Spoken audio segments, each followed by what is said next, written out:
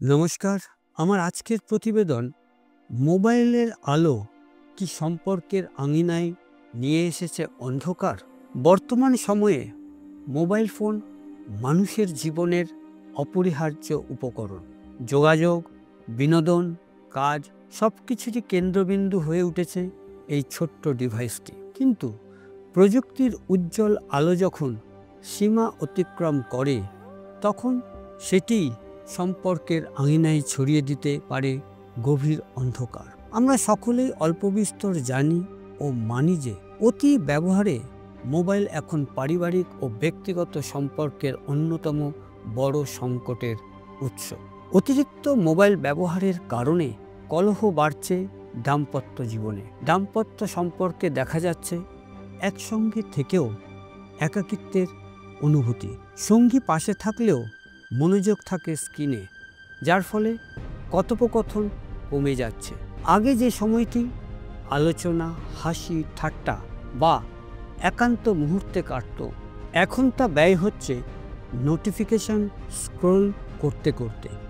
এতে সম্পর্কের আবেগগত দূরত্ব অনেকখানি বেড়ে ওঠে। সোশ্যাল মিডিয়ায় অন্যের সহজলভ্য সাজানো গোছানো জীবনের সঙ্গে নিজের বাস্তব জীবনের রেষারেষি করতে গিয়ে অনেকেই হতাশায় ডুবে যাচ্ছে। এই মানসিক চাপ সরাসরি প্রভাব ফেলছে আচরণে। বাড়ছে খিটখিটে স্বভাব, সন্দেহ, অবান্তর বিতর্ক। সঙ্গীর প্রতি বিশ্বাসেও দেখা যায় অবাস্তব পরিবর্তন। মোবাইলে আসক্তি বাড়াতে পরিবার, বন্ধু ও জীবনসঙ্গী সবাই যেন আজ দ্বিতীয় সারিতে চলে গেছে। আমরা বুঝেও হয়তো বুঝি না যে বিশেষ কারোর সামনে অনবরত মোবাইল ব্যবহার করলে তাকে অগ্রাহ্য বা কম গুরুত্বপূর্ণ বলে অনুভব করায়। সর্বক্ষেত্রেই এই অনুভূতি সম্পর্ক ভাঙনের মূল কারণ হয়ে দাঁড়িয়েছে আজ। মোবাইলের নীতি নিয়মে গোপনীয়তার বেড়াজাল সন্দেহের সম্পর্ককে আরও শক্তিশালী করে গড়ে তুলেছে।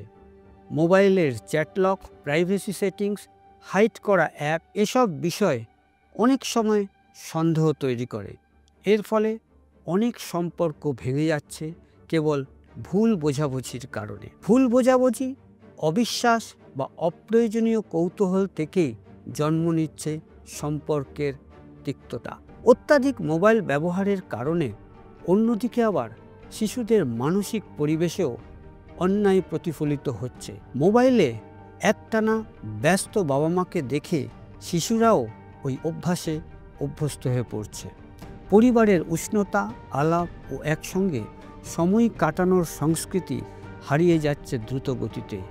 এ বিষয়ে বিশ্বজুড়ে বিশেষজ্ঞরা কিছু সহজ মানসিক পরিবর্তনের পরামর্শ দিয়েছে। তাদের মতে, 1. প্রতিদিন নির্দিষ্ট সময়ে নো মোবাইল জোন তৈরি করা। 2. খাবার সময় বা গুরুত্বপূর্ণ আলাপের সময় ফোন দূরে রাখা। 3 নম্বর, কোনো সঙ্গীর সাথে কথা বলার সময় মোবাইল ব্যবহার বন্ধ রাখা। 4. প্রিয় মানুষটিকে যদি সোশ্যাল মিডিয়ায় অতিরিক্ত মোবাইল ব্যবহার করতে দেখে আপনার নিজের মধ্যে মানসিক চাপ বা সন্দেহ দেখা দেয়, তাহলে তার সাথে খোলামেলা আলোচনা করার প্রয়োজন রয়েছে। এইসব প্রতিকূলতার সত্ত্বেও যদিও আমরা মানি যে মোবাইল ফোন আমাদের জীবনকে আজ অনেকখানি সহজ ও সরল করেছে, তা সত্ত্বেও কিন্তু এটাও মেনে নেওয়ার প্রয়োজন রয়েছে যে অতিরিক্ত মোবাইল ব্যবহারের কারণে আমাদের নিকট সম্পর্ককে দূরে সরিয়ে দিচ্ছে। তাই প্রযুক্তিকে প্রয়োজনের তাগিদে সঠিকভাবে ব্যবহার করার সাথে সাথে একের প্রতি অপরের সংযোগ বাড়ানোকেও গুরুত্ব দিতে হবে। সম্পর্কের আলো ফিরিয়ে আনতে প্রয়োজন সচেতনতা, সময় ও আন্তরিকতা, যা মোবাইলের আলো দিয়ে আলোকিত করা একেবারেই সম্ভব নয়। ভিভো কোম্পানির সুইচ অফ স্টাডির 4র্থ সংস্করণে বলা হয়েছে যে ভারতীয় দম্পতিদের মধ্যে 88% মানেন যে অতিরিক্ত স্মার্টফোন ব্যবহারের কারণে তাদের দাম্পত্য জীবনে ক্ষতি করেছে। এই সমীক্ষায় দেখা গেছে গড়ে প্রত্যেকে প্রায় 4 থেকে 7 ঘন্টা প্রতিদিন স্মার্টফোন ব্যবহার করেন। এর ফলে দম্পতির সময় কাটানোর গুণগত মানেও প্রভাব পড়ছে। প্রায় ৬৭% মানুষ সত্যতা স্বীকার করে দিয়ে বলেন যে আমরা তখনও মোবাইল ব্যবহার করি যখন আমরা প্রিয় সঙ্গীর সঙ্গে সময় কাটাই। এর ফলে সম্পর্কের আঙিনায় অন্তরের অন্ধকারকে বেশি করে সক্রিয় থাকতে দেখা যায়। একজন ব্যক্তি যখন অবিচ্ছিন্নভাবে ফোনে মগ্ন থাকে তখন অপর পাশের ব্যক্তি স্বাচ্ছন্দ্যহীনতা, অবহেলার অনুভূতি বা মানসিক দূরত্ব অনুভব যে করে তা আমাদের বুঝতে হবে। স্মার্টফোনের আসক্তি শুধু দাম্পত্য বা পারিবারিক সম্পর্ককে প্রভাবিত করছে না, এটি ব্যক্তির মানসিক স্বাস্থ্যের ঘরকেও ক্ষতিগ্রস্ত করে।